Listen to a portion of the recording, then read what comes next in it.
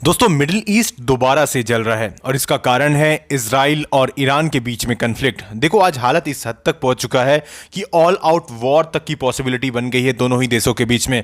दोनों ही देश एक दूसरे पर अटैक कर रहे हैं कंटिन्यूअसली, और इसके साथ ये दोनों ही देश एक दूसरे के एग्जिस्टेंस पर क्वेश्चंस उठाते हैं और एस्केलेशन देखो कंटिन्यूअसली बढ़ते जा रहा है। और अगर ऐसा ही रहा तो इसका रिपरकेशन जो है ना, ये बहुत भारी पड़ सकता है पूरी दुनिया के लिए। क्योंकि देखो, ईरान का कहना है कि अगर इजराइल कंटिन्यूअसली इस तरह से अटैक करेगा और अगर यूएसए इन्वॉल्व होता है तो ऐसे में वो स्ट्रेट ऑफ हॉर्मुज को ब्लॉक कर सकते हैं और जिसकी वजह से वर्ल्ड ट्रेड पर भारी असर पड़ सकता है। और अगर ऐसा होता है तो यहां पर और भी कई सारे स्टेक होल्डर्स इन्वॉल्व हो जाएंगे, जिसकी वजह से ये वॉर बहुत लार्ज स्केल पर फैल सकता है। यू कैन से कि there are possibilities of world war 3, even nuclear weapon. इस तरह की चीजें कहीं ना कहीं आज डिस्कस भी की जा रही हैं। तो आइए इस लेक्चर में हम ओवरऑल सारे डेवलपमेंट्स को समझते हैं, बट बिफोर दैट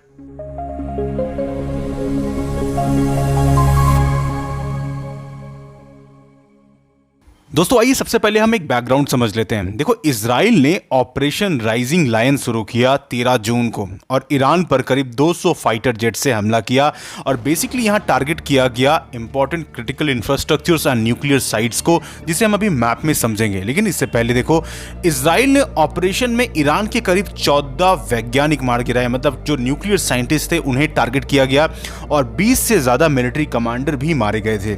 अब इसके जवाब में ईरान ने वापस से वही सेम टैग नेम के साथ ट्रू प्रॉमिस 3 का नाम दिया एक ऑपरेशन को और यहां पर लगातार मिसाइल्स बरसाए, बैलिस्टिक मिसाइल्स, ड्रोन से हमला शुरू कर दिया इजराइल पर। And even according to some sources, Israel के प्राइम मिनिस्टर बेंजामिन नेतन्याहू को किसी सीक्रेट जगह पर शिफ्ट किया गया क्योंकि सिक्योरिटी कंसर्न थे। और इसके अलावा यहां पर ट्रंप ने ईरान को यह पेशकश दिया कि देखो, अगर अभी भी तुम चाहो तो समझौता कर सकते हो, मतलब न्यूक्लियर डील पर हम बात कर सकते हैं। लेकिन ईरान ने इस बार क्लियर कर दिया कि देखो, क्योंकि इजराइल ने यहां पर इनिशिएट किया इस वॉर को और इसका ऑब्जेक्टिव क्या था, कारण क्या था।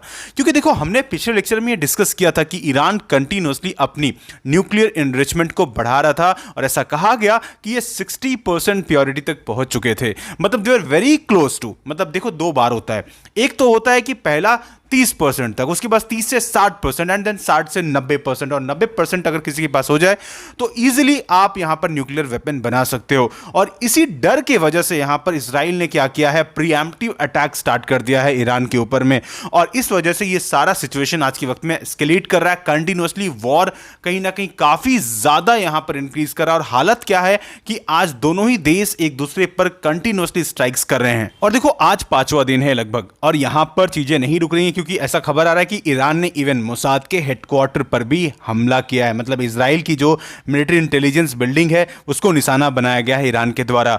और अभी प्रेजेंट स्टेटस के हिसाब से देखो, इजराइल ने करीब यहां पर ऐसा कहा जा रहा है कि जो अटैक किया है, एयर स्ट्राइक्स किए थे, उसमें करीब 250 से 300 लोग ईरान में मारे गए हैं। और जहां पर इजराइल से ऐसा कहा जा रहा है कि करीब 20 से 25 लोग मारे गए हैं।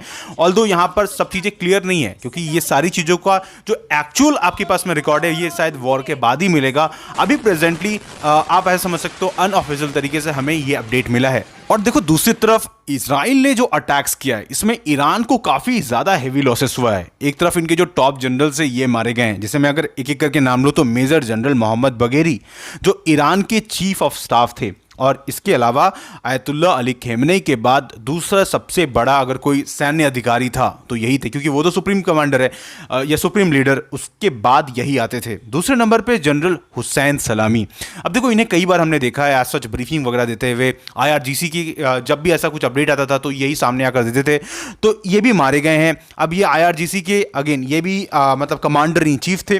फिर आते तीसरे नंबर में ब्रिगेडियर जनरल आमिर अली हाजी जादे। तो ये जो थे, ये जो एरोस्पेस वाला पार्ट है ना, और खास करके मिसाइल और ड्रोन कार्यक्रम जो था, इसके ये मुख्य जिम्मेदार थे। मतलब ये सबसे बड़े इंपॉर्टेंट रिस्पॉन्सिबल पर्सन थे, खास करके मिसाइल्स एंड ड्रोन्स, ये सब चीज़ के रिस्पेक्ट में जब बात आता था तो ये भी यहाँ पर मारे गए। और चौथे नंबर पर जनरल गुलाम अली राशिद। ओके, तो अगेन ये डिप्टी कमांडर थे। तो इस तरह के जो बड़े यहाँ पर लीडर्स हैं ना, ये मारे गए, जिसकी वजह से आप समझ सकते हो कि एज सच लीडरशिप का जो एज सच क्राइसिस है वो कहीं ना कहीं ईरान में आपको देखने को मिल सकता है। अब देखो, स्ट्रेट ऑफ हॉर्मुज, यहां पर इस स्ट्रेट को ब्लॉक किया जा सकता है ईरान के द्वारा रिसेंटली इस तरह की खबरें आ रही हैं। अब अगर ऐसा होता है तो देखो जो ग्लोबल ऑयल ट्रेड है इस पर बहुत भारी असर देखने को मिल सकता है, क्योंकि ये काफ़ी सिग्निफिकेंट, काफ़ी important and critical global energy choke point है, क्योंकि यहाँ पे अबाउट ऐसे समझो कि 20 to 26% के आसपास का ग्लोबल सप्लाई मतलब ऑयल ट्रेड यहाँ से पास होता है।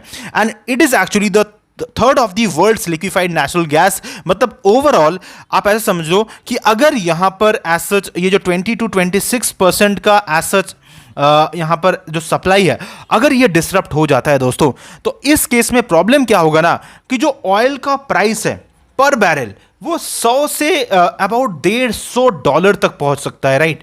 एंड ये प्रॉब्लम है क्योंकि इससे एज सच जो ग्लोबल इन्फ्लेशन है वो काफ़ी ज़्यादा तेज़ी से बढ़ सकता है।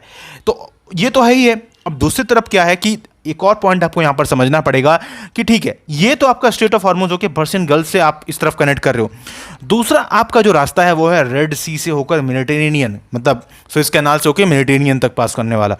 अब यहां पर भी आपको यमन दिखता है और यमन में यहां पर हुतीस है, तो ईरान अगर चाहे तो इस पॉइंट पर भी कहीं ना कहीं कुछ प्रॉब्लम्स क्रिएट करवा सकता है, मतलब by using actually that Houthis rebels. तो यहां पर भी ओवरऑल प्रॉब्लम क्रिएट किया जा सकता है ईरान के द्वारा। तो ये जो पॉइंट है ना, अगर यहां पर स्टेबिलिटी इंस्टेबिलिटी बन जाता है तो वर्ल्ड ट्रेड पर इसका भारी असर देखने को मिलेगा दोस्तों। और ये किसी के लिए भी ठीक नहीं, क्योंकि यहां पर बहुत सारे स्टेक होल्डर्स कहीं ना कहीं आप समझ लो एसोसिएटेड है।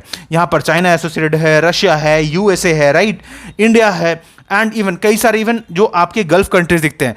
और आपको एक और पॉसिबिलिटी यहां पर दिख सकता है कि पॉसिबिलिटी है कि अगर यहां पर कुछ ब्लॉकेड होता है तो ऐसे में सऊदी अरेबिया और कुछ और गल्फ कंट्रीज ये यहां पर एक्शन ले सकते हैं ईरान के अगेंस्ट, क्योंकि ऑलरेडी ईरान और सऊदी अरेबिया का रिलेशन ठीक नहीं है। और इस केस में हो सकता है इजराइल इवन बैक करे सऊदी अरेबिया को या फिर कई और गल्फ कंट्री को अगर वो ईरान के खिलाफ खड़े हो जाते हैं। तो ओवरऑल देखो ये जो एज सच प्रॉब्लम है ना यहां पर, खास करके स्ट्रेट ऑफ हॉर्मुज के रिस्पेक्ट में जब हम बात कर रहे हैं, तो यहां पर इस जियोपॉलिटिकल लैंडस्केप को ये सेव कर रहा है आज के वक्त में। तो यहां पर किसी भी किस्म का डिसरप्शन आने का मतलब है बड़ा जियोपॉलिटिकल इवेंट होना, बड़े स्केल पर वॉर स्टार्ट हो जाएगा और कहीं ना कहीं इस रीजन में बहुत भारी इंस्टेबिलिटी आएगी जो किसी के लिए भी ठीक नहीं है। So I hope you are understanding यहां पर जो भी डेवलपमेंट्स हो रहे हैं, जो भी अपडेट्स आ रहे हैं, क्योंकि कंटिन्यूअसली ये अटैक्स इंटेंसिफाई हो रहा है और हर कुछ मिनट्स कुछ घंटे में यहां पर अपडेट्स आ रहे हैं। तो ओवरऑल देखो इसके ऊपर मैं आई will come up with updated lectures, जो भी अपडेट्स अगर आया बड़ा मेजर अपडेट्स देखो, क्योंकि आज के रात में बोला जा रहा है कि ईरान के द्वारा अगेन मैसिव अटैक कुछ किया जा सकता है और दूसरी तरफ में इजराइल भी प्रिपेयर कर रहा है कुछ बड़ा अटैक के लिए। उनका तो कहना है कि they want to target Khamenei directly, मतलब जो सुप्रीम लीडर है उसे ही वो मारना चाहते हैं। तो इस सिनेरियो में यूएस का क्या इन्वॉल्वमेंट हो सकता है, तो इस तरह की कई सारे अपडेट्स आएंगी। तो I will come actually with update lecture as I told you. तो इसके लिए what you need to do is to subscribe Shriram साइयस अगर अभी तक आपने नहीं किया दोस्तों। And at last may God bless you all.